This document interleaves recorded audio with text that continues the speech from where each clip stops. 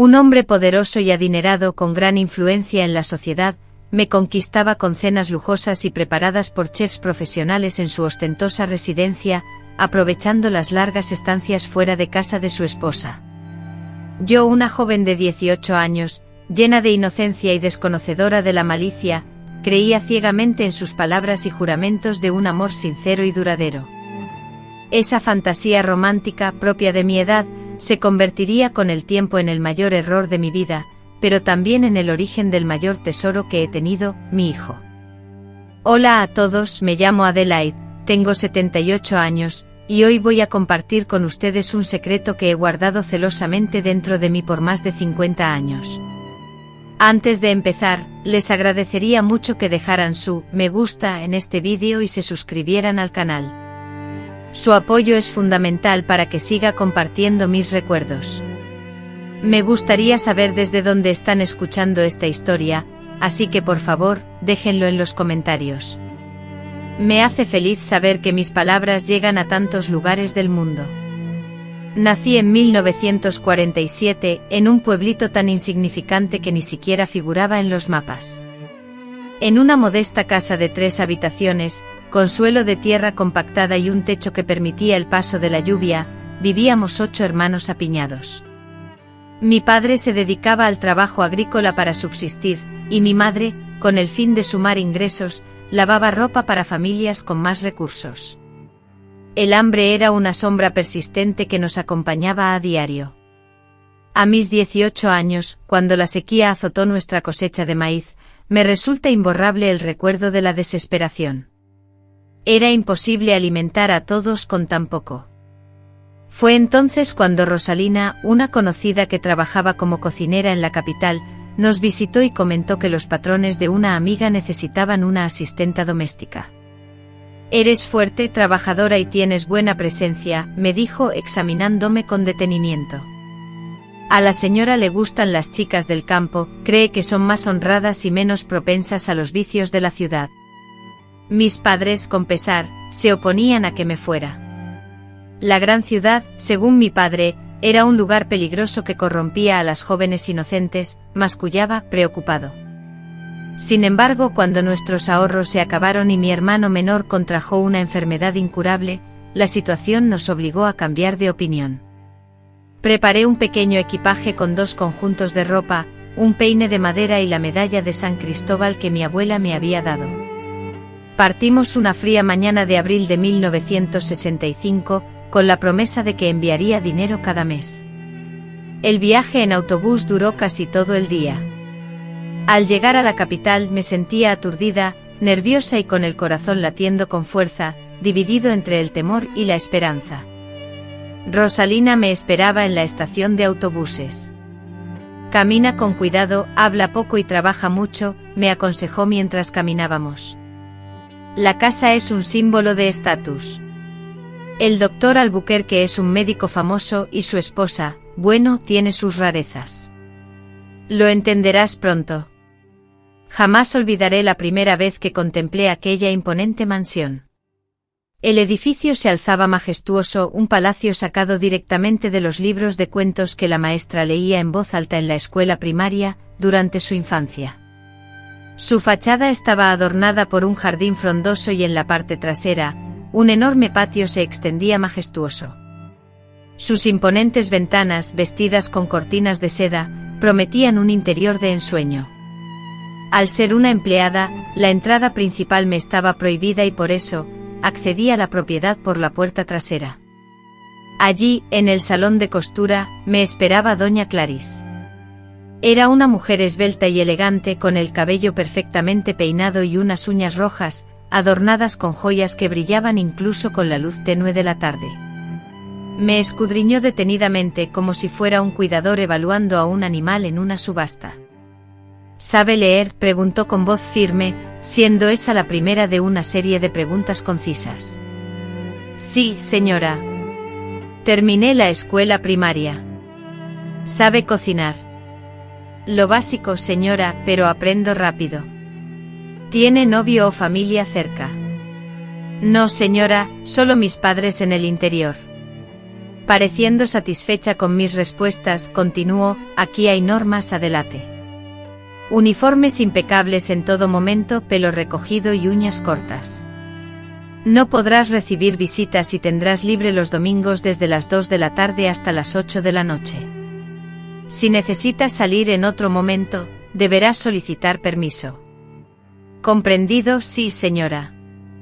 Rita te mostrará tus responsabilidades. Tu habitación se encuentra al final del pasillo, junto al lavadero. Así fue como empezó mi dura experiencia en aquella residencia. Me levantaba a las 5 de la mañana para preparar el café, limpiar las áreas comunes, lavar la ropa, preparar las comidas, servirla y fregar todos los platos. Los productos de limpieza me irritaban tanto que me dejaban los dedos en carne viva y me dolía mucho la espalda por la exigencia de fregar continuamente. Los primeros días, arrodillado en el suelo de mi pequeño rincón, lloraba a escondidas antes de dormir, extrañando mi hogar, pero el sueldo, aunque no era mucho, era mayor de lo que mi familia había ganado en su vida. Enviaba casi todo el dinero a mis padres, reservando solo lo suficiente para comprar jabón o un lazo para el cabello de vez en cuando. La señora Elena no era una persona cruel, no me golpeaba ni me gritaba, como había escuchado que hacían otras jefas. Era peor. Me ignoraba por completo, me trataba como si fuera invisible. Caminaba a mi lado por los pasillos sin siquiera mirarme. Mientras yo servía los platos a escasos centímetros de ella, la mujer le decía a su marido durante el almuerzo, sin inmutarse, como si yo fuera invisible, hablaba de mí, directamente, como si yo no estuviera presente. El jardinero necesita cortar el césped con más cuidado. Más tarde, en las reuniones de los martes con sus amigos, les comentaba: un buen jardinero es como el aire, necesario, pero su presencia no se nota. Allí estaba yo, Rafael, sirviendo aperitivos en bandejas de plata, fingiendo no estar, pretendiendo ser invisible. El señor Ricardo, sin embargo, era diferente, con sus 50 años, canas en las sienes y siempre impecable con sus chaquetas a medida.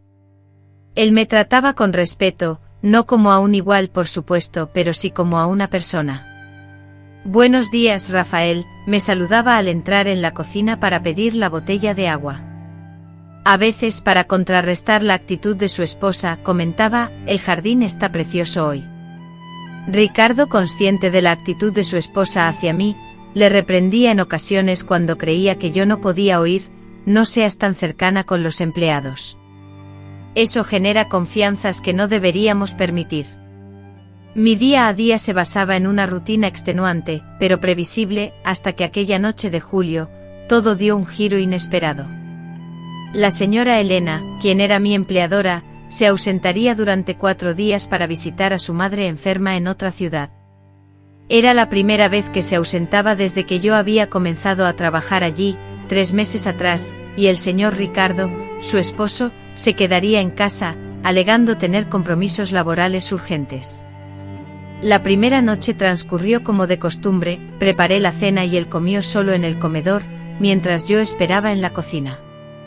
Pero la segunda noche algo alteró la normalidad. Rafael, al que le serví el plato, me llamó: ¿por qué no te sientas a cenar conmigo? Es muy triste comer solo. Me quedé petrificado, el vaso de zumo que tenía en las manos temblaba levemente. Dudé en responder. No sé si sería apropiado, señor Ricardo, balbuceé. Con una sonrisa que jamás le había visto, insistió: solo es hoy. Dona Elena no regresa hasta el viernes y realmente detesto comer solo. Vacilé un instante. Finalmente cedí. Me senté a la mesa tenso e incómodo, observando fijamente mis manos entrelazadas en mi regazo. Después de servir agua a ambos, probé un líquido del que nunca había bebido antes. Su sabor era inusual, pero a la vez placentero, y rápidamente sentí un calor que subía por mis mejillas, acompañado de una sensación de ligereza desconocida. Al principio, la conversación giró en torno a temas triviales: el clima, la ciudad, las diferencias con el campo. Él parecía genuinamente interesado en mi vida, preguntando por las dificultades de mi familia y mis modestos anhelos. Nunca antes nadie me había prestado tanta atención. Sabes, Rafael, me dijo después de beber el segundo, sin embargo la sensación de debilidad causada por el agua había debilitado mis barreras emocionales, y sentí una conexión inusual con ese hombre, quien, por primera vez, parecía verme como algo más que una simple figura. Fue en el instante en que se levantó para buscar más agua, que al regresar, la atmósfera se transformó por completo. Percibí su presencia detrás de mi sillón, la leve presión de sus dedos sobre mis hombros, un contacto sutil que desencadenó escalofríos por todo mi ser. Mariana, susurró. Su voz, alterada, profunda, transmitía una sensación desconocida para mí. No puedes imaginar cuán revitalizante resulta estar cerca de alguien genuino después de tantos años sumergida en la falsedad. Lo que ocurrió después permanece en mi memoria como un sueño borroso y abrumador. Sus labios rozando mi nuca, mis manos dudando entre alejarlo y simultáneamente desear acercarlo. El ambiente embriagado por el vino, la emoción, el temor mezclado con un deseo jamás experimentado, giraba a mi alrededor. Fue allí, sobre la alfombra de la biblioteca, que me entregué al señor Fernando. Fue un encuentro fugaz, casi brusco, pero en ese instante, con mi inexperiencia e ingenuidad, sentí la promesa de algo especial entre nosotros, la remota posibilidad de que él, ese hombre, sintiera algo por mí. A la mañana siguiente, durante el desayuno, el señor Fernando evitaba mi mirada, ocultándose tras su periódico y respondiendo con evasivas a mis intentos de conversación. El hombre afable y atento de la noche anterior había desaparecido, reemplazado por el jefe distante de siempre. Fernando, quería hablarte, intenté decir mientras recogía mi taza vacía, refiriéndome a lo sucedido la noche anterior, pero Mariana me interrumpió con una voz baja y tensa. Lo de anoche fue un terrible error. Estábamos bajo la influencia del alcohol, no éramos conscientes de nuestros actos. Eso no debe volver a mencionarse nunca. La frialdad de sus palabras me golpeó con fuerza.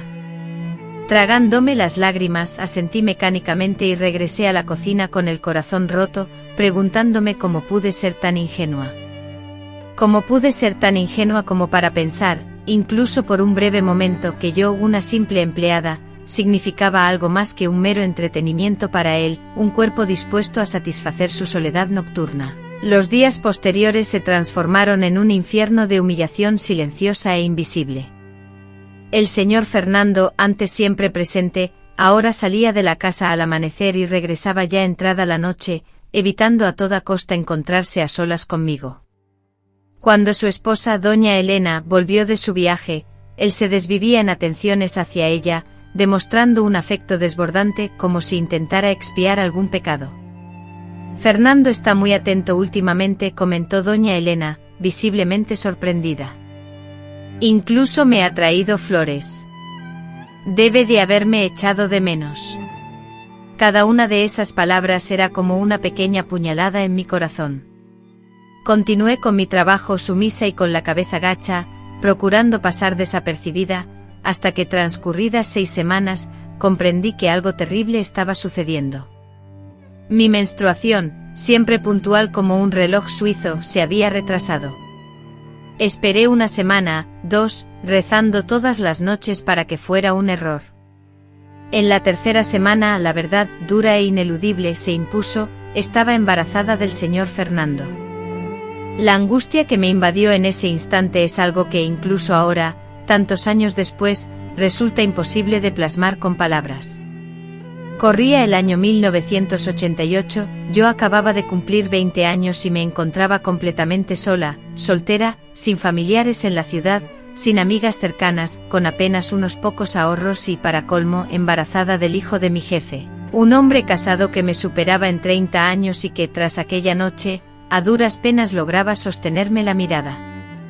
Mi primera reacción fue sentir el impulso de escapar, de regresar a mi pueblo natal, de inventar una historia convincente para justificar mi situación. Pero ¿cómo podría enfrentar a mis padres? ¿Cómo explicar mi vientre cada vez más prominente? E incluso si lograba simular una relación inexistente, ¿cómo podría criar sola a un niño en una época en la que ser madre soltera equivalía, casi en la práctica, a una condena social? Durante días, en secreto y con gran esfuerzo, me refugié en el baño por las mañanas para vomitar, tratando de disimular mi malestar. Perdí peso, mi rostro se volvió pálido. Doña Elena, la señora que me ayudaba en casa, notó mi cambio, pero lo atribuyó a alguna dolencia femenina y me ofreció un té amargo.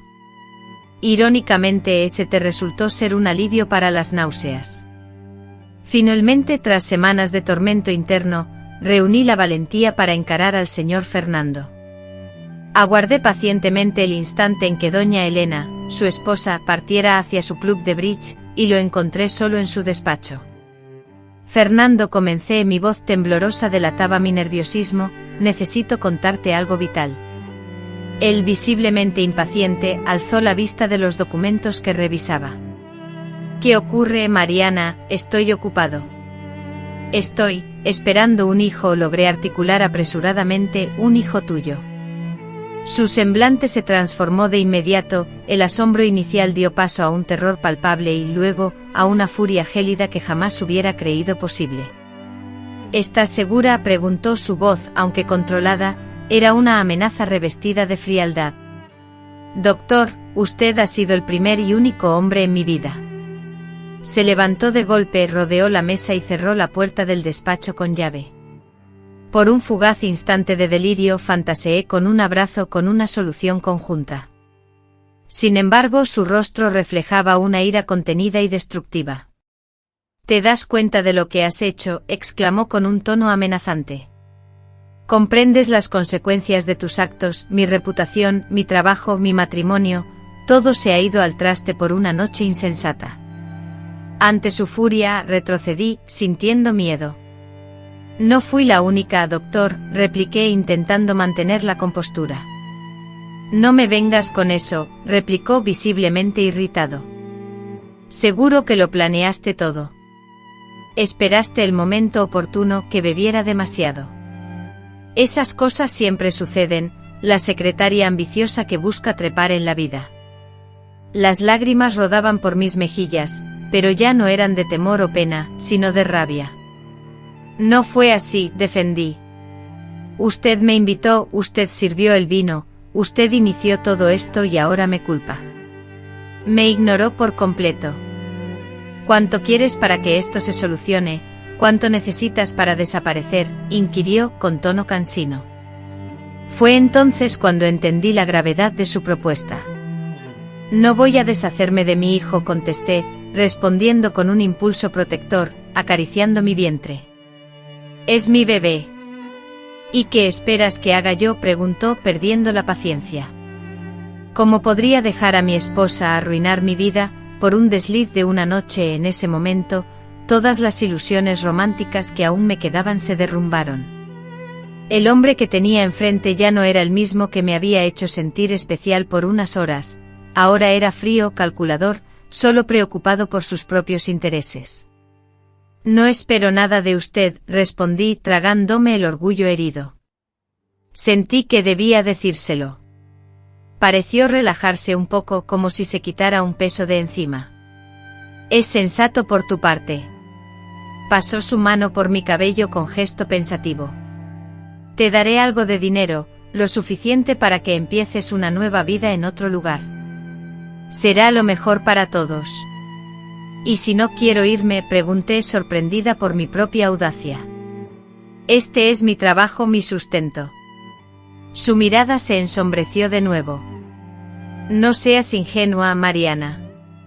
¿De verdad crees que puedes quedarte aquí, que Claudia no se dará cuenta cuando empiece a crecer tu vientre y cuando nazca el niño? Con mis ojos, mi barbilla, confundida y aturdida, negué con la cabeza.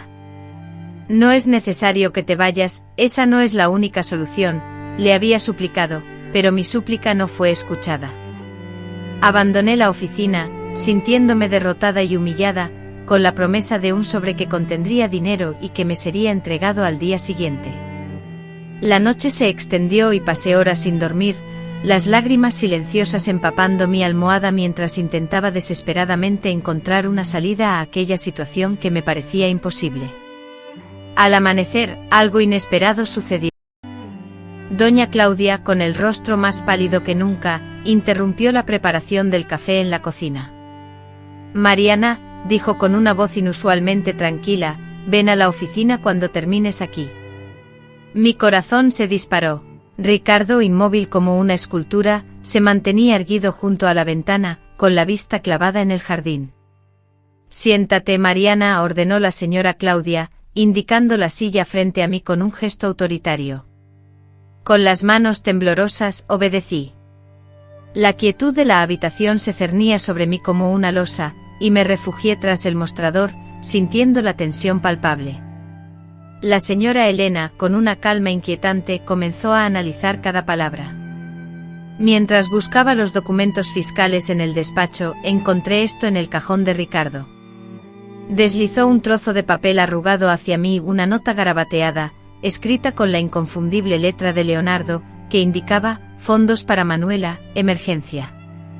La sangre se me heló en las venas. Ahí estaba la prueba, tangible y dolorosa, de mi desgracia, escrita por el mismo hombre que por una noche me había hecho sentir valorada.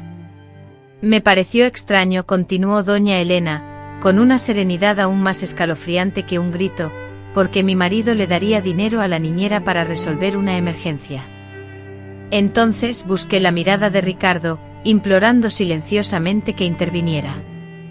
Fijando su mirada en un punto distante, como si su mente tuviera el poder de atravesar los muros, él parecía perdido en sus pensamientos. Desde luego que le pregunté, continuó doña Elena, pero se negó a darme explicaciones.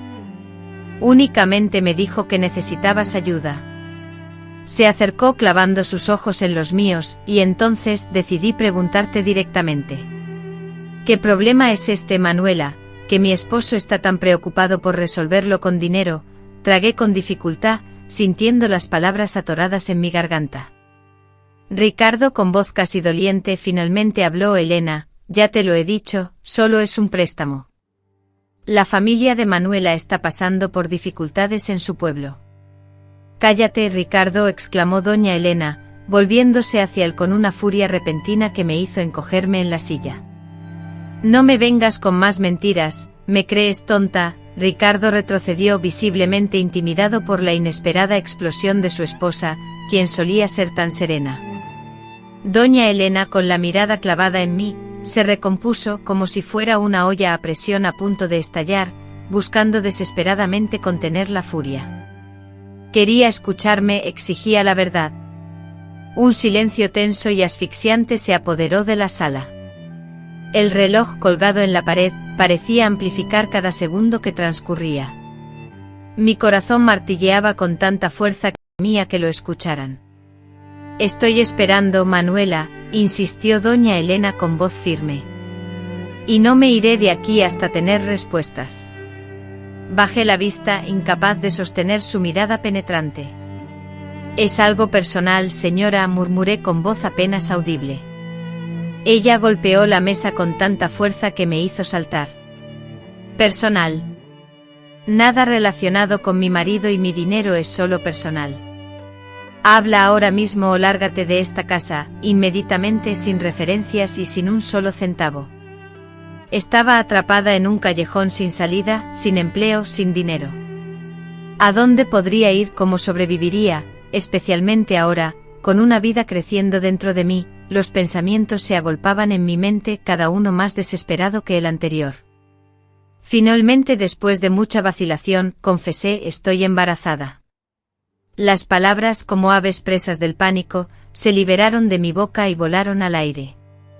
Doña Elena, en un silencio tenso y expectante, tardó en reaccionar. Sus ojos, fríos y penetrantes, me observaban fijamente, semejantes a los de una serpiente que acecha a su presa, esperando el final de mi declaración. ¿Y eso es asunto de mi marido?, preguntó, su voz peligrosamente suave y cargada de amenaza. Volví mi mirada hacia Ricardo, buscando desesperadamente su apoyo, rogándole en silencio con la mirada. Él, petrificado, permanecía inmóvil, ajeno a mi súplica. Comprendí que no obtendría ayuda de él. Contesta a mi pregunta, Manuela, insistió doña Elena, cada palabra pronunciada como una afilada cuchilla que rasgaba el silencio. Porque el embarazo de la niñera representaría un problema para mi marido, al punto de que éste apartara dinero en secreto. Cerré los ojos y las lágrimas incontenibles comenzaron a surcar mis mejillas. Porque el hijo es suyo, susurré, sintiendo el peso del mundo derrumbarse sobre mí en ese instante de revelación. El único sonido que se escuchó a continuación fue la brusca e intensa respiración de doña Elena, una inhalación profunda y repentina, como si hubiera recibido un golpe directo al corazón. Al abrir los párpados, su tez se había tornado pálida, desprovista de cualquier rastro de vitalidad, aunque sus pupilas parecían brillar con la intensidad de brasas encendidas. ¿Cómo?, preguntó su voz rota por una emoción contenida y difícil de dominar. ¿Cómo ha podido suceder esto? Fue cuando usted se ausentó para visitar a su madre, balbuceé, mi voz entrecortada por lágrimas que ya no podía contener. Él estaba solo. Me pidió que me sentara con él a la mesa. Sirvió vino. Basta, interrumpió ella, levantando la mano en un gesto imperioso, como si con ese simple movimiento pudiera detener mis palabras. Se giró lentamente hacia su esposo, quien ahora la observaba con la expresión de un hombre acusado frente al juez. Oh, es cierto, Alberto. El doctor Alberto titubeó, dudó por un instante. Luego asintió lentamente, incapaz de articular la confesión que se avecinaba. Lo que siguió fue como una tormenta desatada, una tempestad que parecía haber estado acumulándose durante años. Doña Elena, con pasos decididos y rápidos, atravesó la estancia y, en 3 zancadas, propinó una bofetada violenta a su marido. Canalla, gusano inmundo, otra bofetada, que retumbó en toda la sala, en mi propia casa, con la niñera de mis nietos, el doctor. Alberto permaneció inmóvil, sin defenderse, recibiendo los golpes como si asumiera la responsabilidad de sus actos. Elena, baja la voz, por favor, susurró, preocupada por la posibilidad de que alguien los escuchara. Las paredes oyen, le recordó ella, acercando su rostro al de él, con una expresión acusadora. Deberías haber considerado las consecuencias antes de acostarte con la cuidadora. Alberto, con la voz apenas audible, intentó defenderse, solo fue una vez.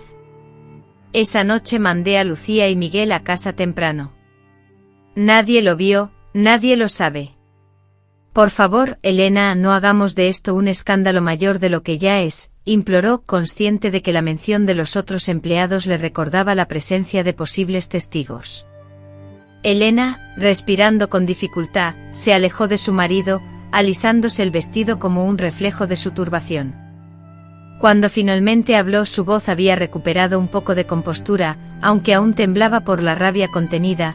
30 años, Alberto, 30 años de dedicación, de construir tu reputación en la comunidad, de ser la esposa perfecta del médico respetado, y así es como me lo agradeces. Con sus acciones has manchado el nombre de nuestra familia, despidiendo a los demás trabajadores solo para tener a Elena cerca. Fue un error imperdonable, murmuró él, mientras se ajustaba la corbata, visiblemente arrugada por la acalorada discusión. Un simple momento de debilidad no significó nada, Elena, te lo aseguro. Cada palabra que pronunciaba era como una daga clavándose en mi ya destrozado corazón. No me dolían las mentiras en sí mismas, pues ya esperaba que mintiera para protegerse, sino la facilidad con la que las pronunciaba, la rapidez con la que me negaba a nuestro hijo. Doña Elena, con la mirada helada como el invierno más crudo, se dirigió a mí. ¿Qué pretendías lograr con todo esto? Que abandonara a su esposa y te convirtiera en la nueva dueña de esta casa. No dije nada, reuniendo un poco de dignidad entre los restos de mi orgullo herido. Creí que debía saberlo, que tal vez le importaría. Que le importara, repitió ella, con incredulidad en su voz. La niñera que se entregó a la primera oportunidad. Qué ingenua eres, es enternecedor.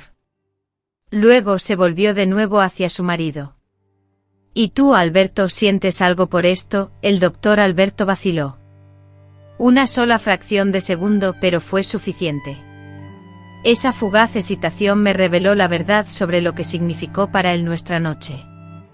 Por supuesto que no, murmuró finalmente con voz apagada. Fue un terrible error, Elena. Un instante de flaqueza, nada más. Doña Elena, mirando hacia la puerta del despacho y hablando en voz baja, preguntó: ¿te imaginas las consecuencias si esto se supiera? ¿Qué dirían tus colegas médicos? ¿Qué pensarían? El tic-tac incesante del reloj marcaba cada segundo de la catástrofe que se avecinaba. Antonia se giró, su rostro una vez más exhibía la expresión inexpresiva que la caracterizaba, sin embargo, la furia brillaba en sus ojos, revelando la tempestad que la consumía por dentro. Me repugnas, Ricardo, pronunció su voz, ahora controlada y suave. Pero no les daré a los demás el gusto de reírse del fracaso de nuestro matrimonio. No seré la esposa humillada, compadecida por todos en las reuniones sociales. Me observó, sus ojos tan gélidos como la escarcha. En cuanto a ti, Mariana, lárgate de aquí hoy mismo y no vuelvas a poner un pie en esta casa. Antonia, señora, Ricardo intentó mediar, pero Antonia la interrumpió con un ademán, sin apartar la mirada de mí: ya has hecho bastante. Déjame a mí. Y habla más bajo, por favor. Bárbara está en la cocina, a menos de 20 metros de aquí.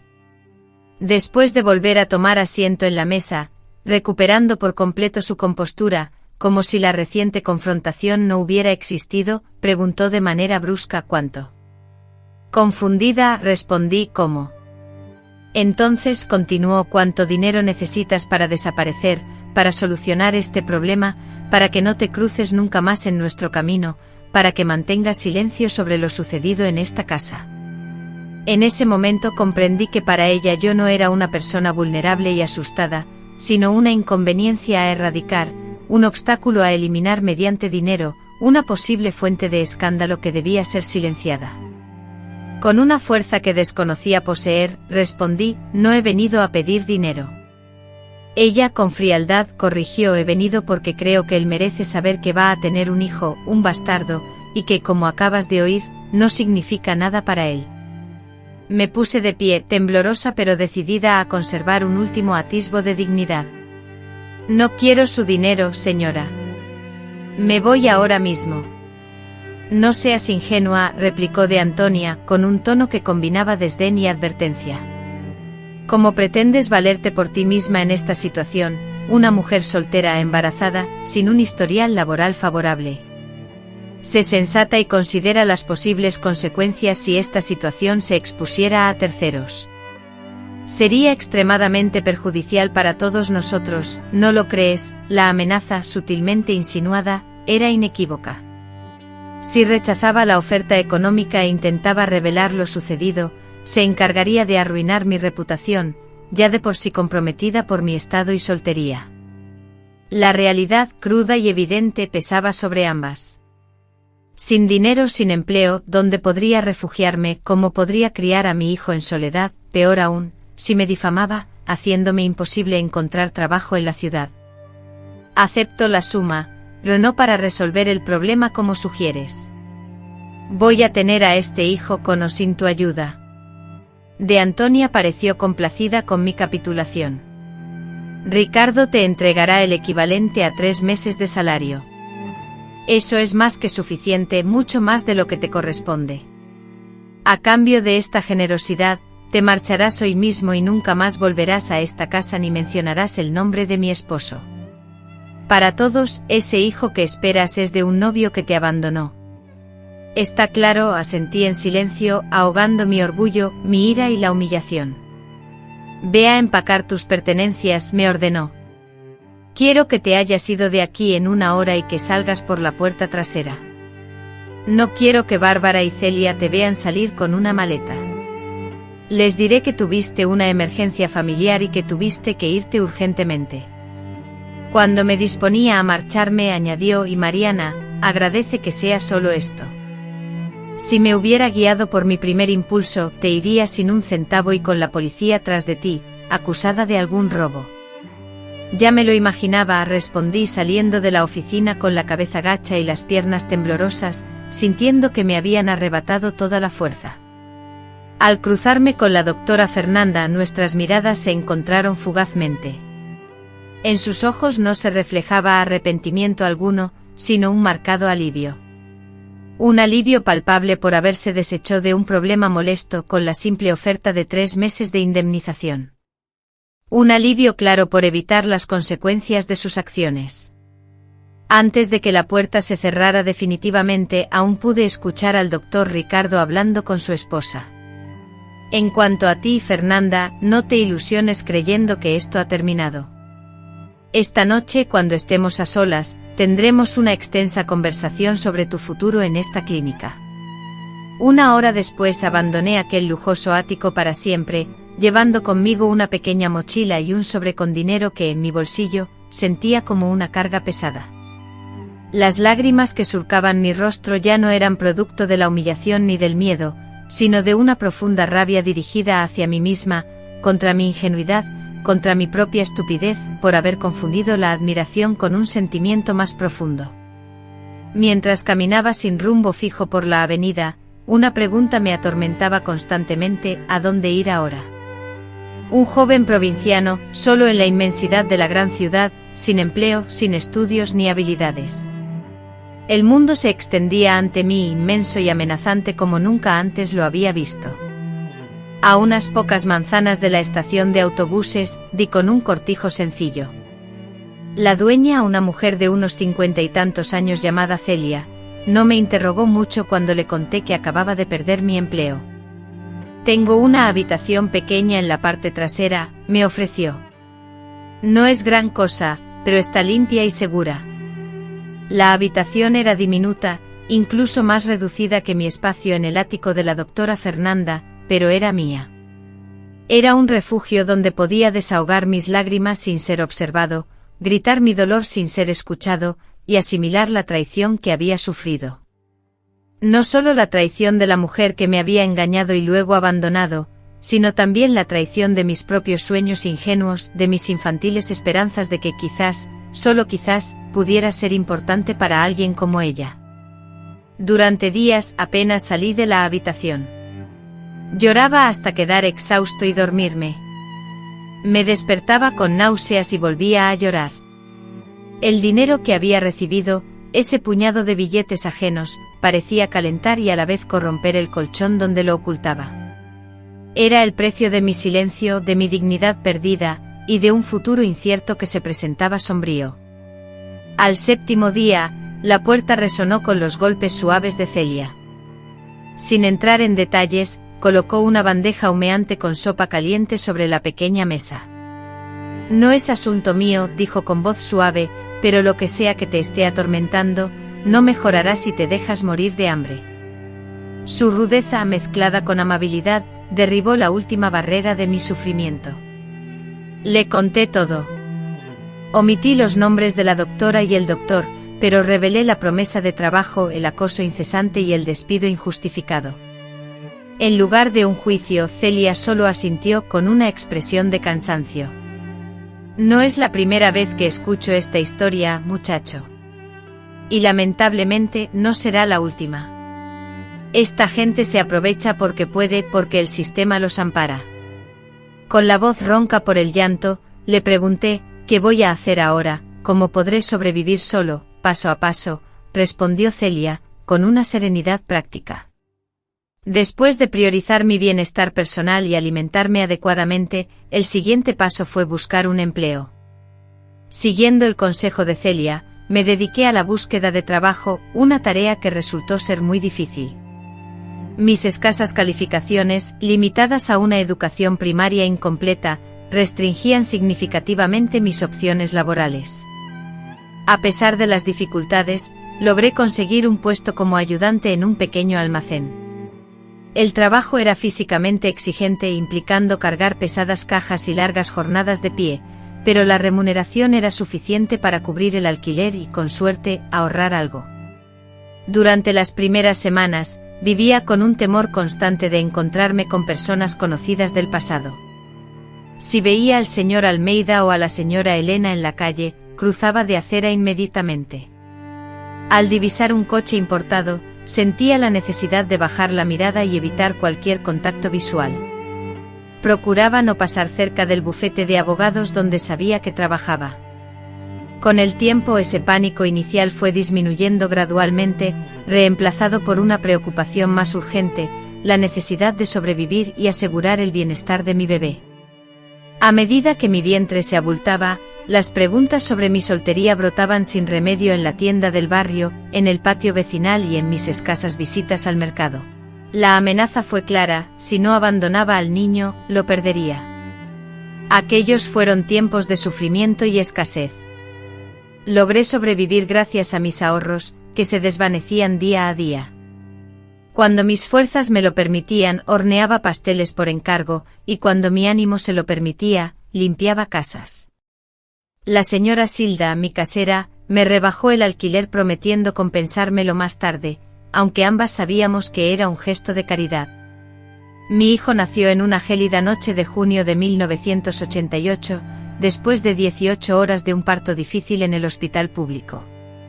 Al tenerlo en mis brazos, pequeño, sonrosado y perfecto, me fijé en su rostro y vi los mismos ojos, la misma forma de la nariz que su padre. Era como si el señor Almeida estuviera presente observándome a través de ese ser inocente. Lo llamé Augusto, que significa sagrado, porque a pesar de las terribles circunstancias que rodearon su concepción, a pesar del rechazo de su padre, a pesar de las penurias que sabía que nos esperaban, ese bebé era mi bendición, mi razón para seguir luchando. Sin embargo, no fue un camino sencillo, amados míos. Criar a mi hijo sola en 1988 como madre soltera, sin ninguna preparación ni apoyo familiar cercano, fue una tarea titánica.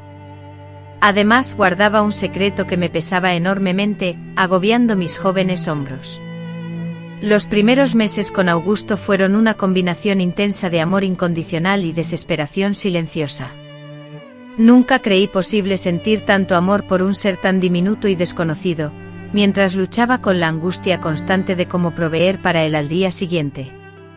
Al volver al humilde cuarto después del parto, don Silda, con su acostumbrada sencillez, había preparado una cuna improvisada con una caja de cartón grande forrada con telas suaves.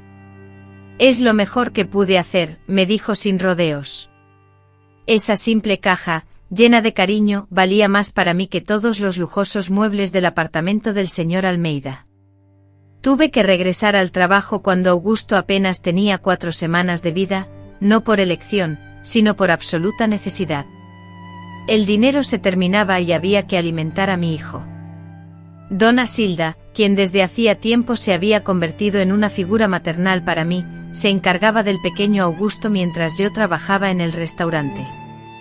«Déjamelo a mí, muchacha», me repetía, «tengo mano con los niños. He criado a 7 nietos, sé lo que hago». Tras esa fachada de palabras ásperas se escondía un corazón enorme, de esos que la dureza de la vida intenta endurecer, pero solo logra fortalecer. Yo amamantaba a Augusto al amanecer y dejaba leche materna extraída en biberones para sus comidas del día, para luego salir corriendo al trabajo. Regresaba al anochecer exhausta con las piernas doloridas y las manos agrietadas por el uso constante del jabón, y lo encontraba casi siempre ya dormido. Sus mejillas rosadas, surcadas por rastros de lágrimas silenciosas, contrastaban con el breve sueño que precedía al ciclo diario de sufrimiento. Era 1982 y mi hija Ana, con 2 años, era testigo del inicio de una paulatina mejora en la vida de su madre, Marta, quien gracias a un empleo en una residencia conoció a dona Elena, la dueña de una preciosa papelería ubicada en el centro de la ciudad. La curiosidad de doña Elena se encendió al observar el entusiasmo de Marta por los materiales de papelería, papeles, cintas y adhesivos, mientras organizaba la oficina en su hogar. «¿Has trabajado alguna vez con manualidades?», le preguntó un día mientras Marta enceraba sus muebles antiguos. «Un poco», respondió Marta. «Mi abuela me enseñó lo básico y hago algunos juguetes para mi hija, Ana». «Enséñame algo», insistió doña Elena. Al día siguiente Marta mostró una muñeca de trapo que había confeccionado para su hija, utilizando retazos de tela de diversos colores. La muñeca, aunque sencilla, presentaba puntadas sólidas y un acabado prolijo. Doña Elena, en silencio, analizó la muñeca, volteándola y observando cada detalle con detenimiento.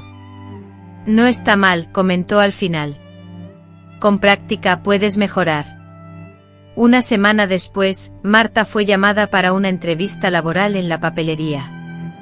Aunque el salario ofrecido era menor a lo que ganaba cuidando casas, el trabajo ofrecía un horario fijo, los domingos libres y la posibilidad de llevar a Ana con ella. Dona Elena, con una sonrisa amable, le indicó a Marta: tenemos un pequeño espacio de almacenamiento en la parte trasera de la tienda. Podrás estar allí con Ana mientras atiendes a los clientes si lo necesitas. Marta, sintiendo una oleada de alivio y alegría, aceptó la oferta de inmediato. La simple idea de tener a su pequeña hija cerca durante el día era un tesoro inesperado que le robaba el aliento.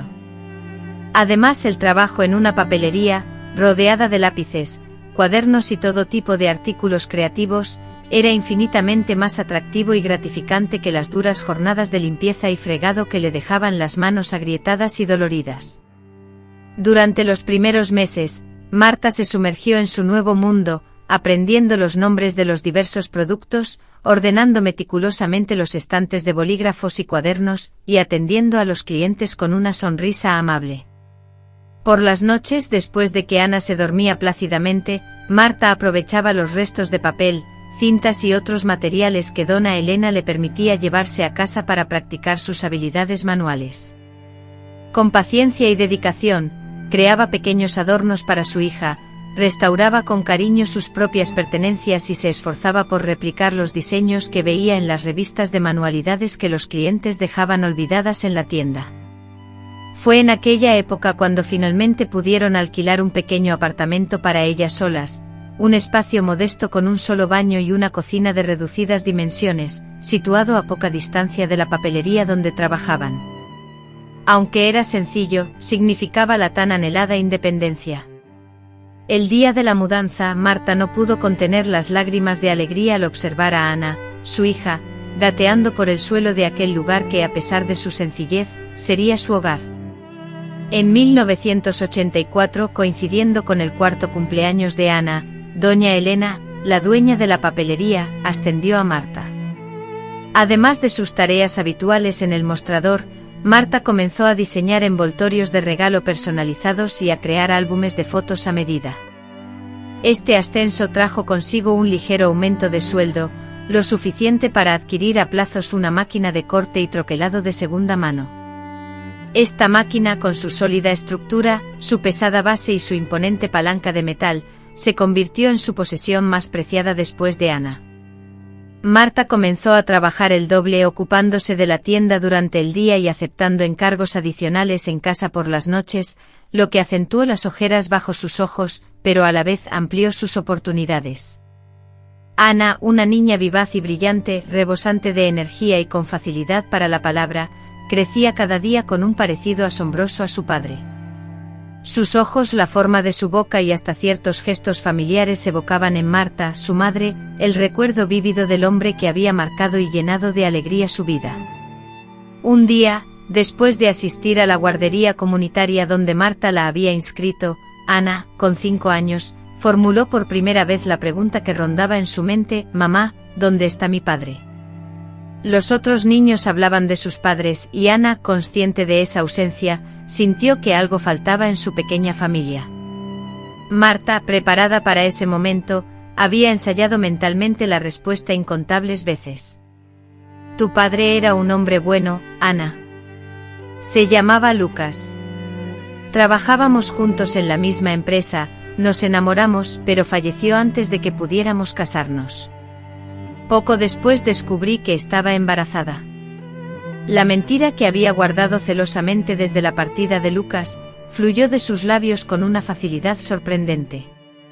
Probablemente porque, tras tantos años de ocultamiento, había internalizado la mentira, resultando menos doloroso que enfrentarme a la dolorosa verdad: su padre, un hombre casado, me había usado en un momento de distracción, ofreciéndome dinero para solucionar el problema que representaba su propio hijo. ¿Me quería?, preguntó Mateus con la curiosidad infantil brillando en sus ojos. Incondicionalmente, respondí, luchando contra el nudo en la garganta: estaría muy orgulloso del hombre en el que te estás convirtiendo. Con el tiempo, a medida que Mateus crecía, las preguntas se volvían más complejas y difíciles de evadir. ¿Dónde está enterrado su padre?, preguntaba, seguido de descripciones sobre fotografías y el timbre de su voz. Ante cada pregunta, tejía una nueva capa de falsedades, sintiendo el peso de esa construcción acumulándose, una barrera que amenazaba con derrumbarse sobre nosotros. Renata, fiel a su costumbre de hablar sin rodeos, me confesó: me siento vieja y agotada. Mis nietos insisten en que me mude al campo cerca de ellos. Voy a vender la pastelería. Mi corazón se contrajo ante la noticia. La confitería representaba nuestra estabilidad, nuestra fuente constante de ingresos. ¿Dónde podría encontrar otro empleo que me permitiera seguir cerca de Mateus, quien ya tenía 6 años, pero antes de publicar el anuncio en el periódico, añadió Renata: quiero ofrecértela a ti. No podía creer lo que escuchaba. A mí, pero señora Alcira, no tengo el dinero para comprar una pastelería. Ella respondió: ¿quién ha hablado de comprar? Te estoy proponiendo una sociedad. Te quedarás con el 40% de la pastelería. Ahora te encargarás de la administración e irás pagándome mi parte con las ganancias, poco a poco. Cuando yo ya no esté, lo cual no creo que tarde mucho, todo será tuyo. Me quedé sin habla, con las lágrimas rodando libremente por mis mejillas. En los 7 años que pasaron desde que me fui de la casa del padre de Mateus, pocas personas se habían comportado conmigo con verdadera amabilidad. Concepción fue una de ellas y la señora Alcira, con su apariencia severa pero con un corazón generoso, fue otra. Porque yo finalmente logré preguntar. Porque eres trabajadora. Porque tengo talento para los negocios, porque merezco una oportunidad. La señora Alcira hizo una pausa. Y porque no tengo hijos, pero si los tuviera, me gustaría que fueran como tú. Así a mis 25 años me convertí en socia de la empresa de Concepción, que a los 27 años se transformaría en la Confeitaria Renata. Fue un cambio arriesgado, lleno de nuevas responsabilidades, pero también de oportunidades que jamás había imaginado. Contraté a una ayudante para que me ayudara en la producción. Amplié el menú con nuevas tartas y pasteles, y comencé a aceptar pedidos para fiestas. A pesar de la persistente falta de recursos económicos, comencé a sentir por primera vez una esperanza, una señal de mejora que no amenazaba con arrollarnos como un peligro inminente. Nos trasladamos a un apartamento modesto pero espacioso de 2 habitaciones, ubicado sobre una pastelería, lo que contrastaba radicalmente con nuestra anterior y precaria situación. Mateus, ahora con su propio dormitorio, pudo adornarlo con los pósteres de sus futbolistas favoritos, un espacio que consideraba un tesoro personal. Adquirí una pequeña televisión en blanco y negro, nuestro primer gran lujo, un símbolo de progreso.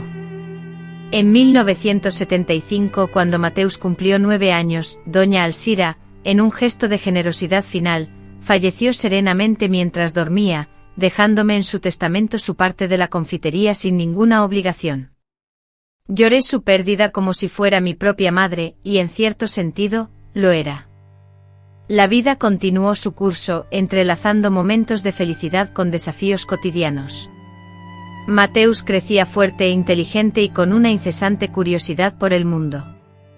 Sobresalía en historia y geografía en la escuela, y en casa se sumergía apasionadamente en libros y enciclopedias, mostrando un interés particular por la historia universal y el desarrollo de las civilizaciones.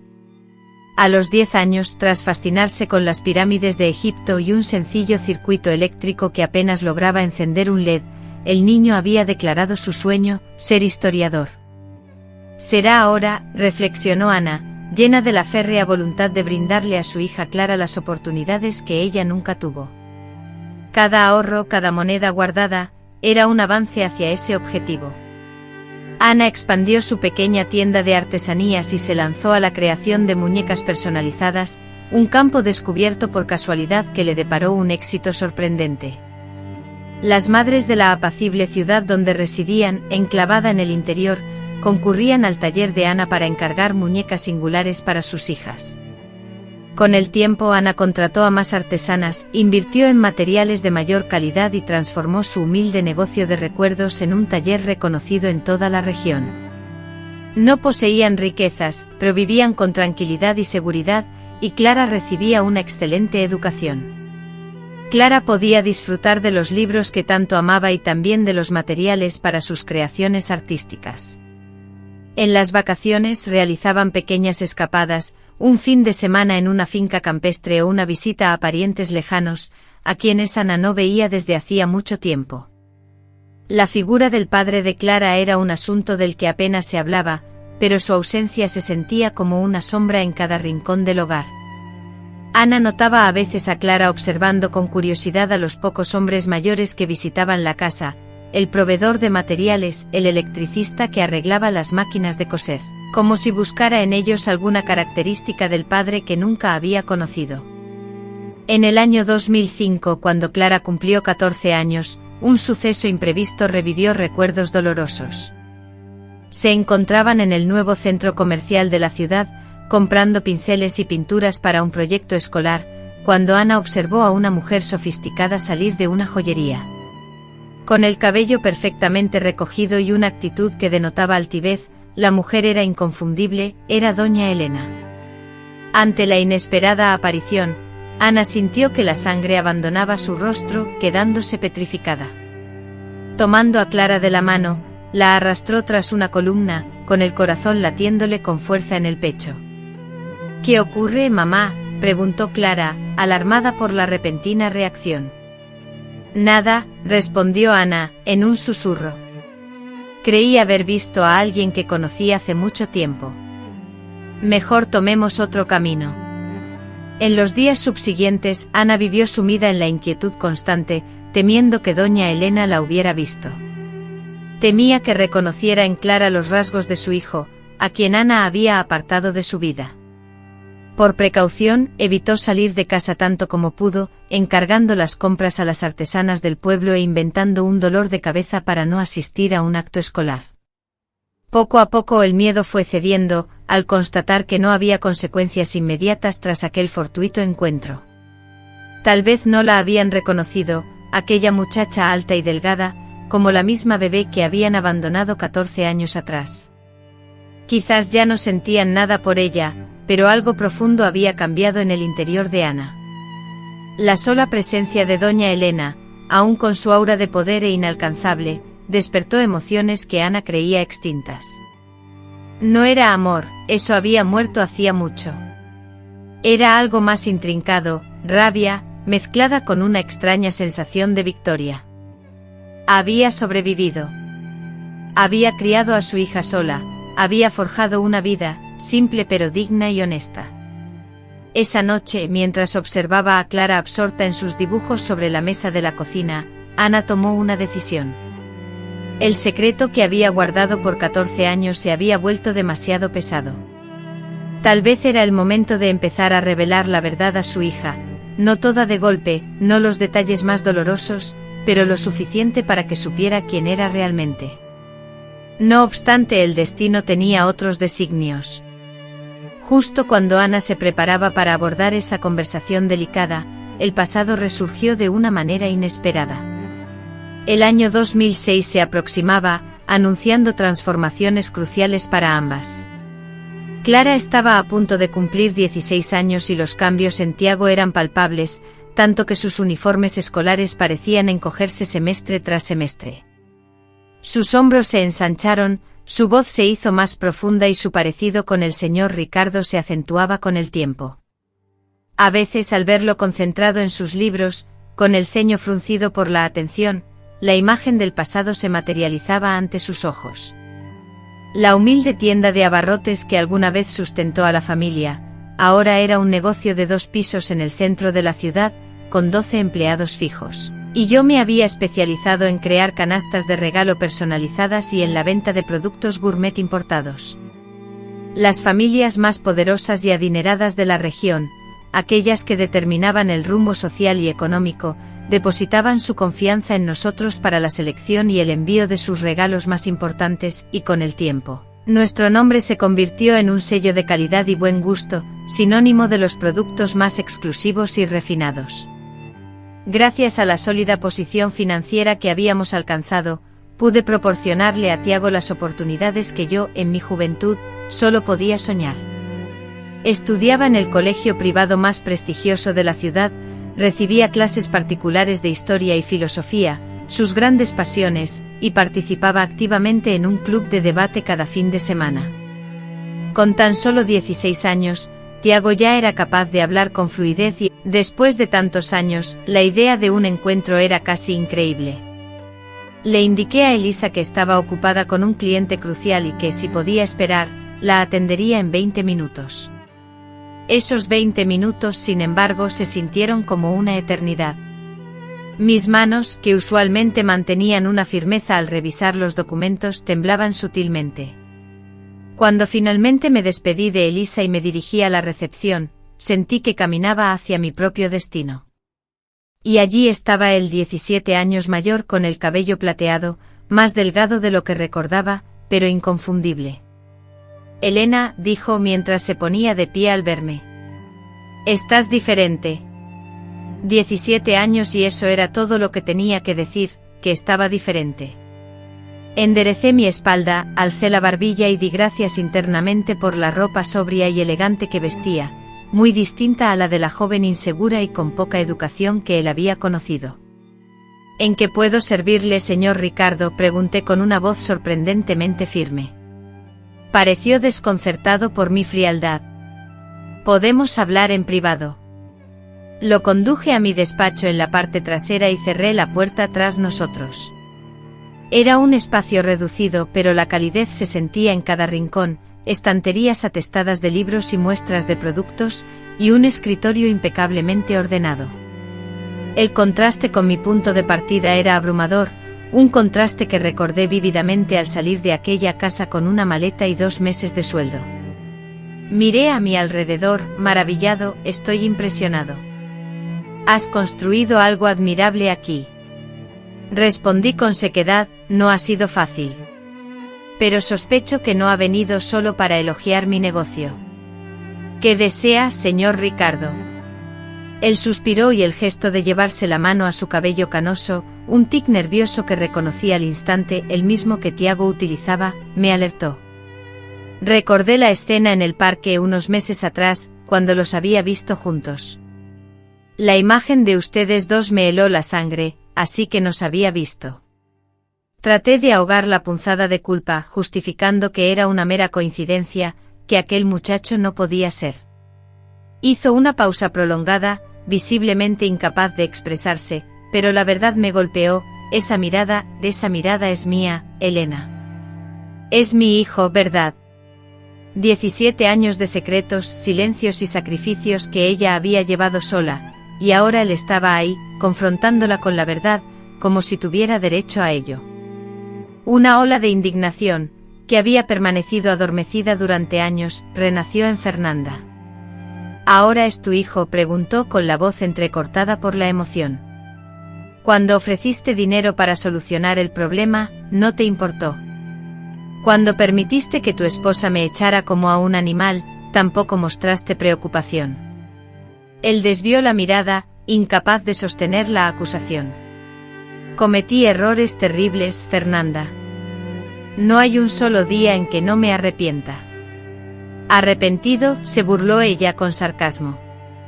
Es fácil arrepentirse ahora, 2 décadas después, cuando el trabajo duro ya está hecho. Las noches en vela, las facturas que pagar, los sacrificios diarios, todo recayó sobre mí. Él asintió, absorbiendo las palabras como si fueran azotes merecidos. Tienes toda la razón en estar resentida. No estoy resentida, corrigió Fernanda, elevando la voz. Estoy furiosa. Hay una gran diferencia.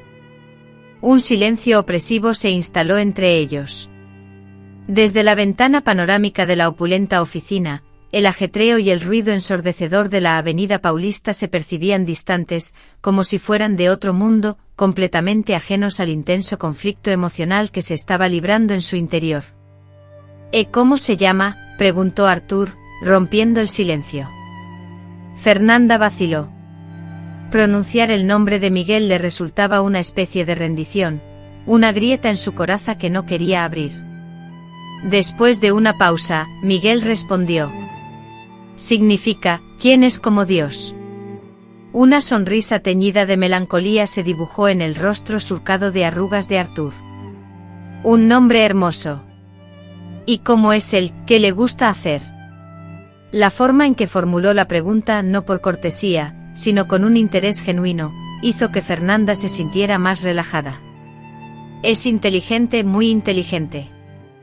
Le apasiona la historia, la filosofía y la sociología. Quiere ser profesor, es reflexivo, observador, idealista y obstinado cuando cree en algo. Fernanda se detuvo un momento, dándose cuenta de que sonreía mientras hablaba de su hijo. Tiene tu nariz, tus cejas y esa forma de fruncir el ceño cuando se concentra.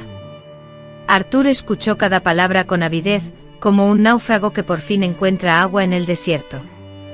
Es un chico extraordinario, y lo es, confirmó Fernanda, a pesar de todo lo que ha pasado. ¿Sabe algo sobre mí? Fernanda negó con la cabeza. Cree que su padre era un abogado idealista que falleció defendiendo causas perdidas. Artur asintió lentamente, asimilando la información. Ya veo. Supongo que fue más fácil de esa manera. No fue fácil, corrigió Fernanda. Nada de eso fue fácil, pero resultaba menos complicado que revelarle que su padre lo había rechazado incluso antes de que naciera. Él se sintió perturbado por esas palabras tan duras, pero no se defendió.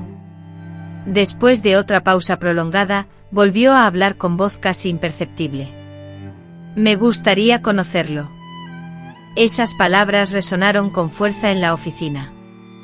Conocerlo después de 20 años. ¿Qué derecho tienes tú de irrumpir en la vida de Miguel ahora, después de todo lo que ha sucedido? Es imposible, replicó ella de inmediato. ¿De qué le serviría saber que su padre está vivo, que lo abandonó, que le mintió durante toda su vida? Tiene derecho a saber la verdad, Fernanda, la verdad, exclamó Fernanda. Es la verdad, su padre estaba harto de su matrimonio y me usó una noche ofreciéndome dinero para que me marchara. ¿Qué clase de verdad es esa para un chico joven? Artur se cubrió la cara con las manos, pareciendo de pronto mucho mayor. No tiene por qué ser así. Podríamos suavizar la situación, decir que no nos conocíamos, que me enteré de todo hace poco. Más mentiras, interrumpió Fernanda. No, Miguel está bien así. Tenemos una vida buena, estable. No voy a permitir que llegues ahora a destrozar lo que he construido con tanto esfuerzo. Se levantó y caminó hacia la ventana, quedándose de espaldas a ella, observando la calle. Elena murió hace un año, de complicaciones cardíacas, dijo de repente. Fernanda se quedó sin palabras. A pesar de todo, no sentía alegría por la noticia, no deseaba la muerte de nadie, ni el mal a nadie.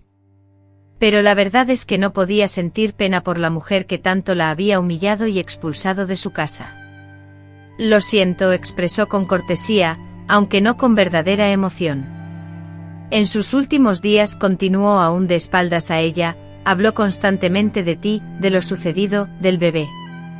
Supongo que deseaba arreglar las cosas antes de partir. Se le quebró la voz. La imagen de aquella mujer, antes tan orgullosa, ahora postrada en su lecho de muerte, atormentada por un error del pasado, resultaba inquietante. Amanda, con la voz entrecortada por la sorpresa, preguntó ¿por qué me cuenta esto? Él se giró, mirándola con unos ojos que revelaban cansancio y sufrimiento. Porque no quiero cometer el mismo error. No deseo llegar al final de mi vida agobiado por este remordimiento. Quiero conocer a mi hijo, Amanda. Quiero tener la oportunidad de pedirle perdón, tal como te lo estoy pidiendo ahora a ti. Sus palabras parecían honestas, pero 15 años de dolor y abandono no se olvidaban fácilmente. Justo cuando Amanda estaba a punto de responder, escuchó el sonido de la puerta del despacho abriéndose. Mamá, la señora Marcia dijo que estabas aquí, comenzó Artur, deteniéndose en seco al percatarse de la presencia de un hombre desconocido. La curiosidad pintó una expresión nueva en su rostro infantil. A Amanda el corazón le dio un vuelco. Allí estaban, frente a frente, padre e hijo por primera vez. El parecido, ahora que lo notaba, era innegable, casi asombroso, los mismos ojos, la misma forma de la cara, e incluso la postura tenía algo familiar. «Lo siento», dijo Arthur como siempre educado. «No sabía que tenías visita». «No es una visita», replicó Amanda con la mente trabajando a 1000 por hora. Ricardo, con la voz entrecortada y como si finalmente confesara algo que había guardado durante mucho tiempo, interrumpió: «Soy tu padre». El silencio que inundó la habitación fue el más profundo e inquietante que Amanda había conocido. Arthur, petrificado, mantuvo su mirada fija en Ricardo, su rostro reflejaba una mezcla de incredulidad y conmoción. Con una voz inusualmente serena, Arthur rompió el silencio: «Mi padre está muerto. Murió en un accidente antes de que yo naciera». Amanda, con lágrimas surcando sus mejillas, respondió con voz suave: «No, hijo, eso no es cierto. Te mentí para protegerte». Arthur retrocedió como si la revelación le hubiera propinado una bofetada. «Me has mentido durante 15 años sobre mi propio padre». Amanda intentó detenerlo. «Arthur, por favor, déjame explicarte», pero él ya se alejaba, casi corriendo, huyendo de la verdad que acababa de desmoronar su mundo. La puerta se cerró de golpe, dejando tras de sí un silencio sepulcral en el consultorio, mientras el doctor Ricardo se encaminó hacia la puerta, pero Sofía interrumpió su paso. «Déjalo ir. Necesita asimilar lo que acaba de escuchar». Ambas figuras adultas, con la culpa de haberle fallado a ese muchacho, permanecieron estáticas en el consultorio. El ambiente se sentía denso, cargado por el peso de las mentiras, los secretos y los años desperdiciados. «Necesito hablar con él», soltó Sofía finalmente. «Debes explicarle qué le vas a decir», inquirió el doctor Ricardo. «La verdad», replicó Sofía, tomando su bolso: «toda la verdad, por más dura que sea». Mientras se apresuraba hacia la salida, el doctor Ricardo la llamó por última vez. «Sofía, lo siento profundamente». Ella dirigió una mirada al hombre que con una sola noche, 15 años atrás, había cambiado el rumbo de su vida. Había rencor, pero también una extraña forma de agradecimiento. Al fin y al cabo, sin su error, sin el rechazo, no tendría a Gabriel. No habría construido la vida que ahora disfrutaba. «Lo sé», respondió escuetamente y se marchó en busca de su hijo. Encontró a Gabriel en el pequeño parque cercano a su casa, tal como había predicho, sentado en el mismo columpio de metal oxidado donde, en su infancia, solían disfrutar de helados los domingos. Avanzó con pasos lentos, dándole la oportunidad de verla y, si así lo deseaba, evitarla. Él permaneció inmóvil, sin siquiera dirigirle una mirada cuando ella se sentó a su lado.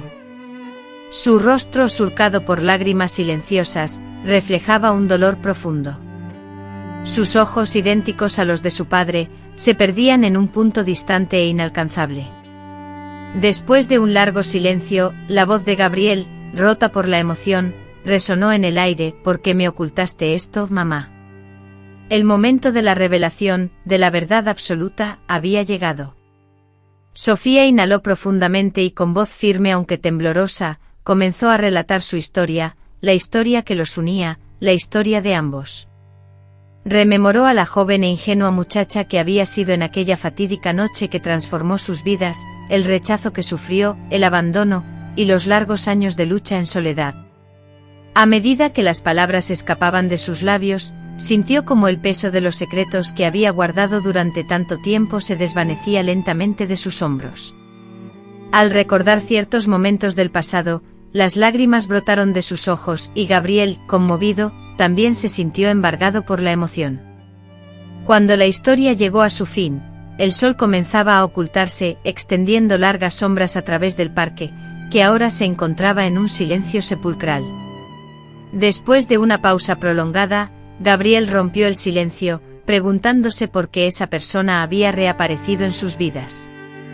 Sofía relató que tras todos esos años, los había visto en el supermercado hace unos meses, reconociéndola a ella por su parecido y mencionando que su esposa había fallecido recientemente.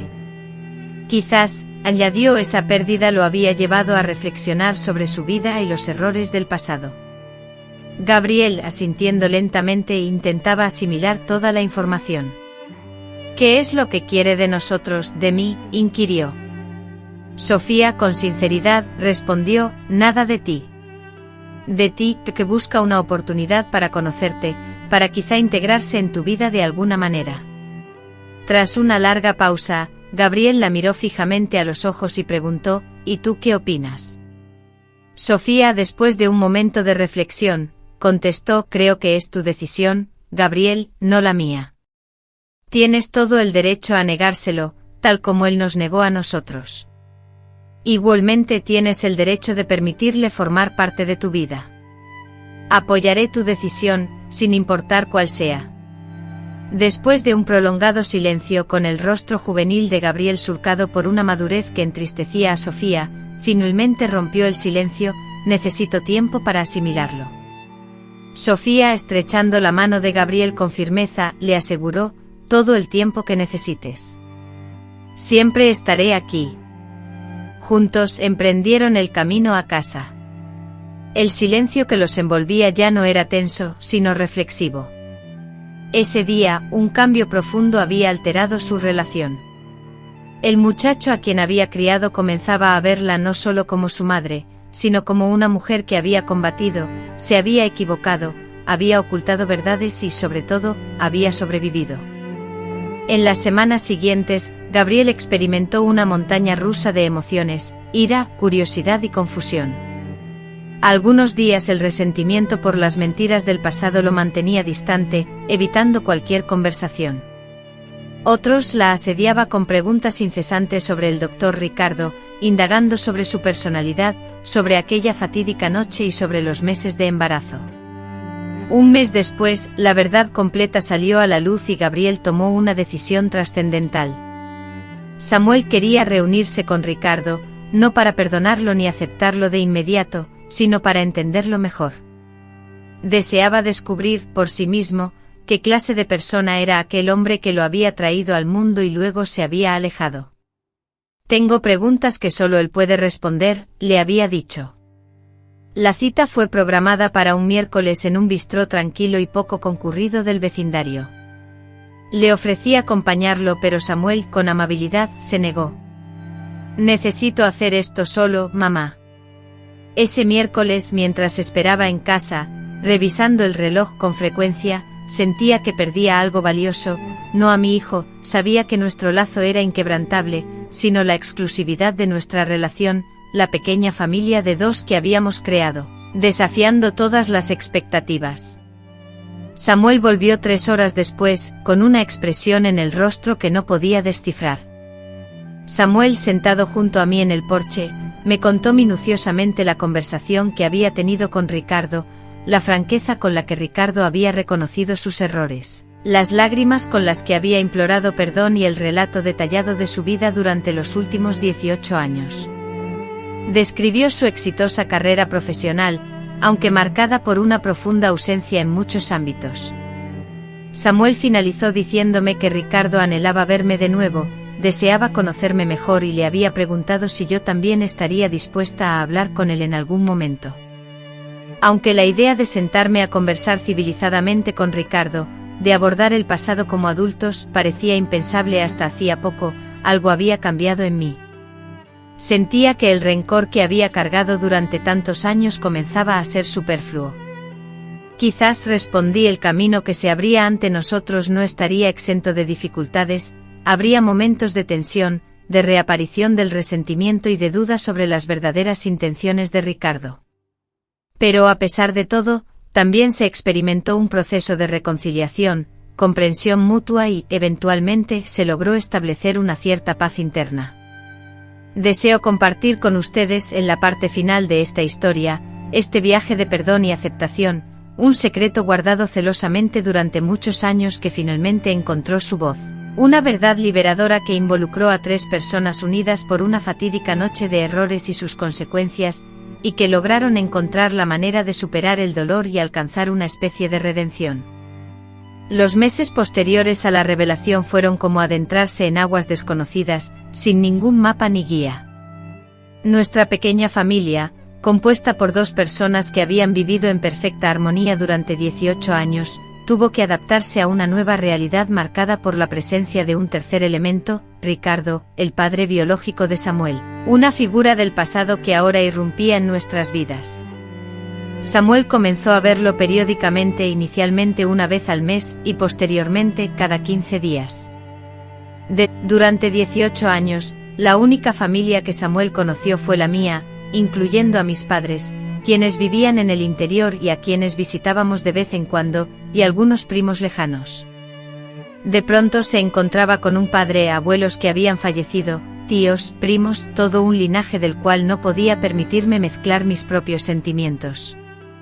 Gabriel ya soportaba el peso de una verdad recién descubierta, la ira por el engaño que había marcado su vida hasta ese momento, y la incertidumbre sobre cómo forjar una relación con un padre que reaparecía después de 15 años. Mis celos eran insignificantes ante eso, una preocupación completamente personal. A finales de 2005 ocurrió lo inevitable. Ricardo invitó a Gabriel a pasar la Navidad en su lujosa residencia de Angra dos Reis. Sería la primera Navidad que pasaríamos separados. Dijo que tú también puedes ir, comentó Gabriel, intentando disimular su ansiedad. Ricardo insistió en invitarte, pero yo negué con la cabeza. No, mi amor, aún no me siento lista para este paso, y creo que lo mejor es que te tomes un tiempo a solas con él para que puedan conocerse sin presiones. La sola idea de sentarme a la mesa en Navidad con Ricardo en esa enorme casa, que seguramente aún resonaba con la memoria de su esposa fallecida, me sobrepasaba. Algunas cicatrices, a pesar del tiempo transcurrido, seguían siendo demasiado dolorosas para ser reabiertas.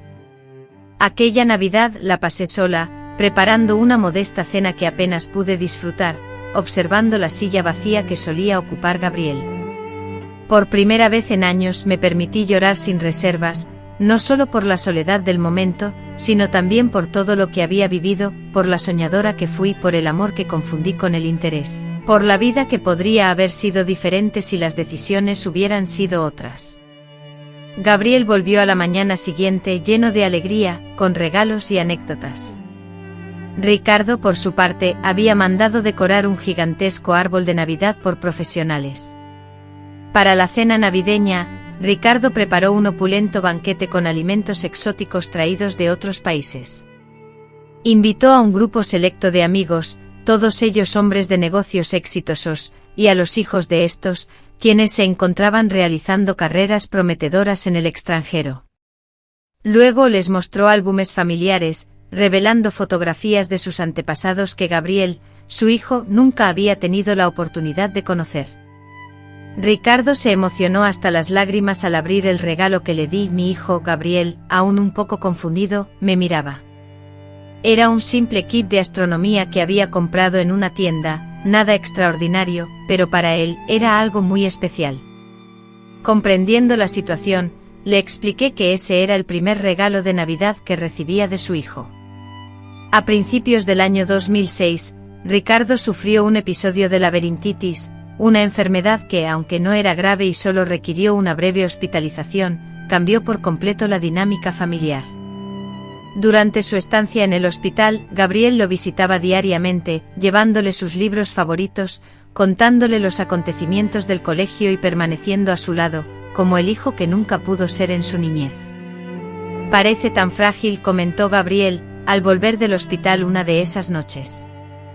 Resultaba inquietante imaginar que Ricardo, a quien acababa de conocer, ya no estaría presente en el futuro. La idea de la mortalidad de Ricardo, antes abstracta, se volvió súbitamente palpable, intensificando la necesidad de aprovechar el tiempo juntos. Tras recuperarse de su enfermedad, comenzaron a verse con mayor regularidad. Ricardo, como cualquier padre orgulloso, asistía a los eventos escolares de Gabriel, manifestando su apoyo abiertamente. A mediados de ese año, cuando mi hijo ganó la Feria de Ciencias con su innovador proyecto de energía eólica, recibí en mi oficina un sobre que contenía un cheque por una cantidad considerable, suficiente para adquirir un apartamento amplio, junto con una breve nota destinada al futuro de Gabriel, especificando: no es caridad, es responsabilidad tardía. Mi primer impulso fue romper el cheque y devolverlo con un mensaje sarcástico, resaltando que el dinero no podía compensar los 15 años de ausencia. Sin embargo, algo me lo impidió. Comprendí que la decisión no debía basarse en mis sentimientos hacia Ricardo, sino en el bienestar de Gabriel, asegurándole las mejores oportunidades posibles. Guardé el cheque en una cuenta bancaria distinta, con la firme intención de usarlo solo para los estudios universitarios de Gabriel, en el momento en que llegara esa etapa. El dinero estaría disponible. Aunque no le expresé gratitud a Ricardo, tampoco le reintegré el dinero. Era un pacto tácito entre nosotros, él aportaba económicamente al hijo que no había ayudado a criar, y yo aceptaba esa contribución sin sentirme obligada a agradecerle. El tiempo transcurrió, las estaciones cambiaron, y gradualmente la amargura se transformó en algo similar a la resignación, no en amistad ni en un perdón completo, sino en la aceptación de que el pasado era inmodificable y que el presente ofrecía posibilidades de sanación que se perderían si nos estancábamos en el sufrimiento del pasado. En 2005, mientras Mariana se preparaba para los exámenes de ingreso a la Facultad de Derecho, el señor Carlos sufrió un derrame cerebral, esta vez con consecuencias serias. Permaneció ingresado en la unidad de cuidados intensivos por casi 2 semanas, y los médicos fueron muy claros. Para sobrevivir, el señor Carlos necesitaría modificar por completo sus hábitos y su rutina diaria. Mariana, al enterarse de la noticia, quedó sumida en la tristeza y el abatimiento. Durante días pasaba incontables horas en el hospital, descuidando sus estudios y sufriendo de insomnio. Una noche particularmente dura, cuando el señor Carlos sufrió una recaída, mi hija regresó a casa completamente destrozada y en medio de lágrimas. «No es justo», exclamó con la voz entrecortada. «Por fin tengo un abuelo, y ahora podría perderlo». La abracé con fuerza, sintiendo su cuerpo, ya grande, temblar contra el mío, de la misma manera en que lo hacía cuando era pequeña y tenía pesadillas. «Él es fuerte», le aseguré con voz suave. «¿Logrará superar esto?», preguntó sollozando. «Lo hará por ti», le respondí. Poco después me comunicaron que el señor Carlos deseaba verme al menos una vez antes de que fuera demasiado tarde. Esas palabras resonaron en mi mente como un eco constante durante días. La idea de visitar al señor Carlos en el hospital, de verlo frágil y, tal vez, al borde de la muerte, despertaba en mí sentimientos encontrados. Una parte de mí aún albergaba el dolor y el resentimiento por la forma en que me habían tratado en el pasado. Sin embargo, otra parte, con el paso del tiempo, había comprendido que mantener ese rencor durante tanto tiempo solo me estaba haciendo daño. Finalmente, en la mañana del 7º día, tomé una decisión crucial. Con gran delicadeza me puse la ropa, no con la intención de deslumbrar a nadie, sino para sentirme fuerte y resguardada. Conduje lentamente hasta el hospital, sintiendo como mi corazón latía con fuerza en el pecho. Al entrar en la habitación, el señor Carlos dormía plácidamente.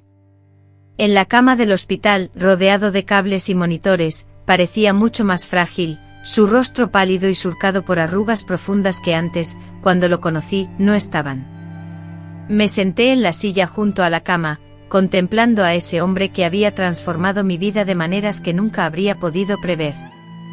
Lentamente sus ojos se abrieron, esforzándose por enfocar mi rostro. Cuando finalmente me reconoció, una débil sonrisa se dibujó en sus labios resecos. «Beatriz», murmuró con voz apenas audible, «¿has venido?» «Mariana me dijo que querías verme». Respondí con la voz suave y contenida, «Sí». «Gracias». Extendió su mano, marcada por las señales moradas de las agujas, hacia mí. Tras un breve momento de vacilación, permití que sus dedos fríos tocaran los míos. «Hay tanto que me gustaría decirte», balbuceó. «No es necesario», contesté. La interrumpí con delicadeza. El pasado es pasado, dijo sin insistir más allá de lo que su condición física permitía, lo cual me sorprendió. Tengo que decírtelo, Beatriz. Te mereces oírlo, al menos una vez. Respiró hondo con un esfuerzo visible. Lo siento, Beatriz, por todo. Por lo que te hice, por cómo te traté, por no haber sido el hombre que debí ser. Las palabras que había anhelado escuchar durante 25 años, finalmente estaban allí, suspendidas entre nosotros. No podían cambiar el pasado, no borrarían las noches que pasé llorando de miedo y soledad, ni compensarían los años de esfuerzo criando a Mariana sola. Pero de alguna manera, ese simple "lo siento" tomó aire para respirar hondo, pero también porque necesitaba procesar lo que acababa de ver, el producto de su trabajo. Mariana es excepcional, Beatriz, y eso es únicamente gracias a ti. Has logrado sola algo para lo que yo debí haberte dado apoyo. Unas lágrimas inesperadas empañaron mis ojos. Con la mirada fija en él era el centro de mi universo. Todo lo que hice fue pensando en su bienestar, y él lo sabía. El juez, el señor Castro, estrechó mi mano con firmeza y me dijo: Doña Elena, quiero asegurarle que suceda lo que suceda, Mateus estará protegido. He tomado todas las medidas legales necesarias. No he venido a hablar de dinero, protesté. No se trata de dinero, me corrigió, sino de asumir la responsabilidad que alguien debió haber tenido hace 17 años. El silencio nos invadió por un momento. El único sonido presente era el zumbido continuo del aire acondicionado. Finalmente volvió a hablar: ¿me perdona, Elena? La pregunta me desconcertó. Perdón, una palabra tan pequeña para un sentimiento tan inmenso. Perdonar implicaba liberarse, tanto a la persona que causó el daño como a uno mismo, priorizando la propia sanación. Significaba la decisión de no permitir que el sufrimiento del pasado dictara el presente. Lo estoy intentando de verdad, respondí con honestidad. Era una tarea ardua, pero persistía en el intento. Él asintió aceptando mi respuesta aunque incompleta. Era más de lo que merecía. Al salir de su oficina, sentí una gran liberación. No era un perdón total, ni una amistad forjada, ni una reconciliación completa, sino un punto de partida, el inicio de un camino que desconocía tener que recorrer.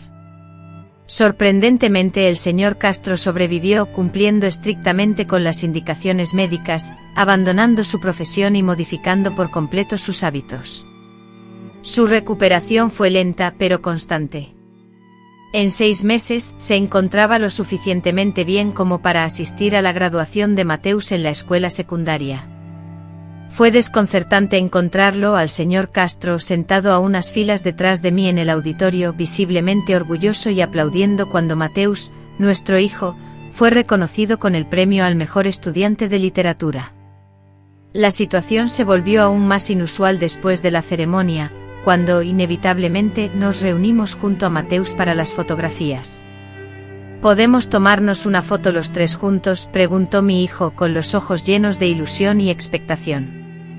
El señor Castro y yo intercambiamos una mirada rápida y silenciosa, antes de asentir en señal de acuerdo. Posicionándonos uno al lado del otro con Mateus en el centro, sonreímos forzadamente a la cámara. Si bien no éramos una familia en el sentido convencional, y quizás nunca lo fuimos, éramos 3 individuos conectados por vínculos innegables, navegando juntos a través de décadas de secretos y sufrimiento. En 2021, Mateus fue admitido en la Universidad de Derecho más prestigiosa del país, gracias a una beca completa otorgada por su excelente desempeño académico.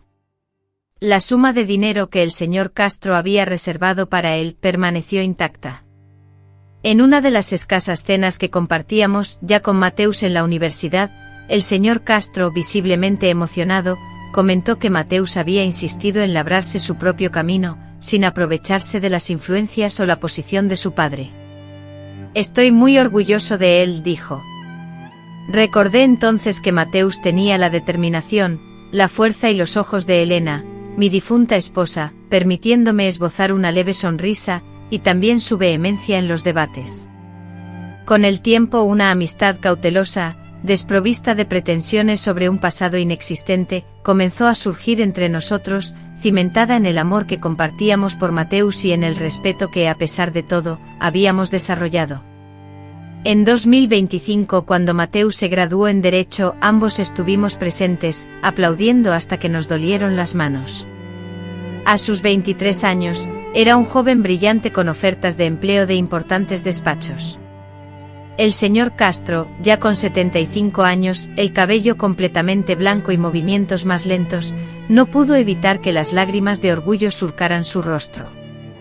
Tras finalizar la ceremonia, Mateus interrumpió la celebración con un anuncio inesperado: había sido aceptado en un programa de máster en una universidad de renombre internacional, gracias a una beca prestigiosa.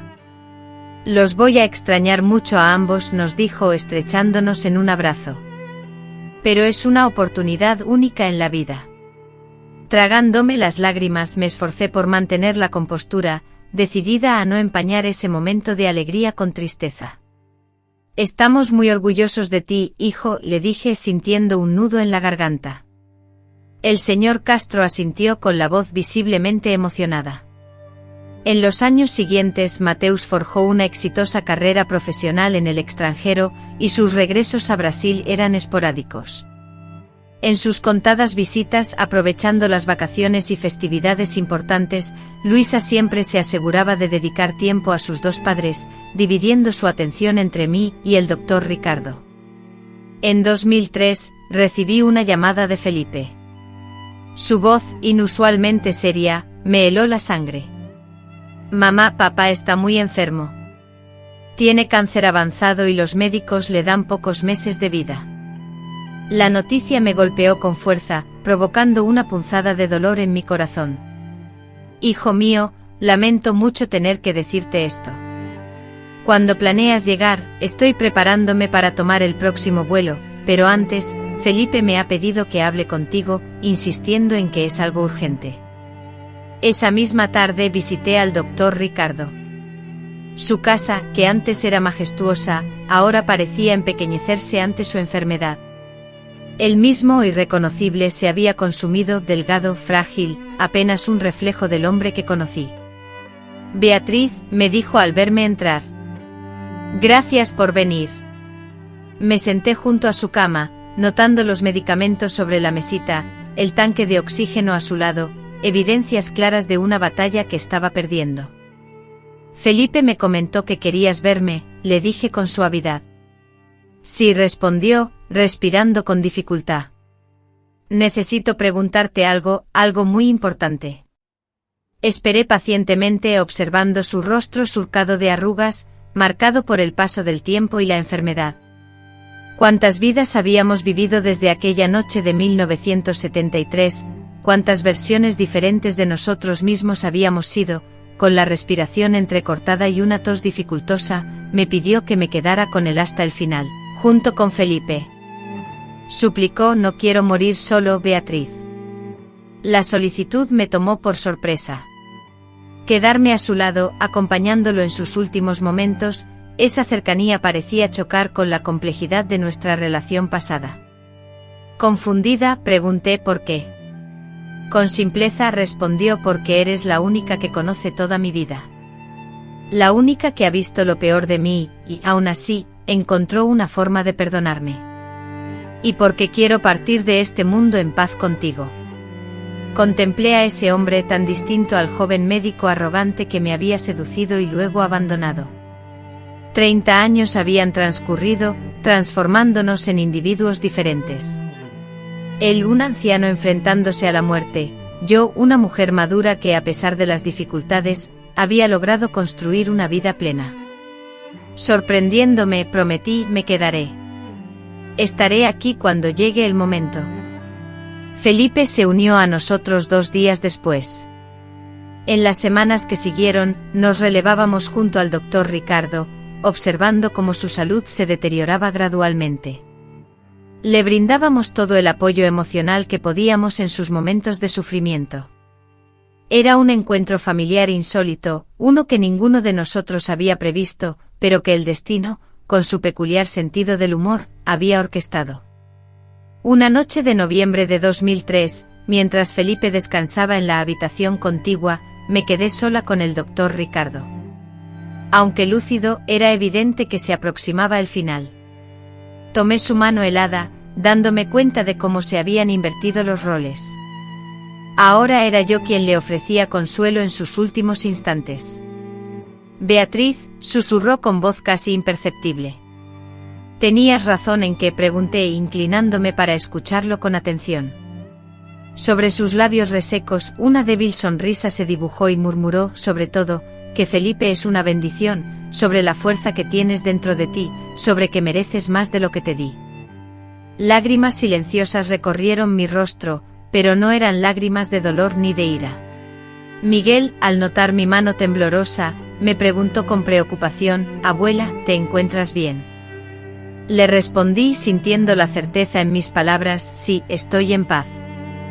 A mis 78 años mi mente recorría el largo camino de mi vida, los errores cometidos, las luchas enfrentadas, los momentos de triunfo y las reconciliaciones dolorosas. Miguel, mi nieto de 59 años, era un hombre hecho y derecho con una familia feliz y logros propios. Mis bisnietos habían crecido escuchando versiones adaptadas y edulcoradas de nuestra historia familiar, apropiadas para su edad.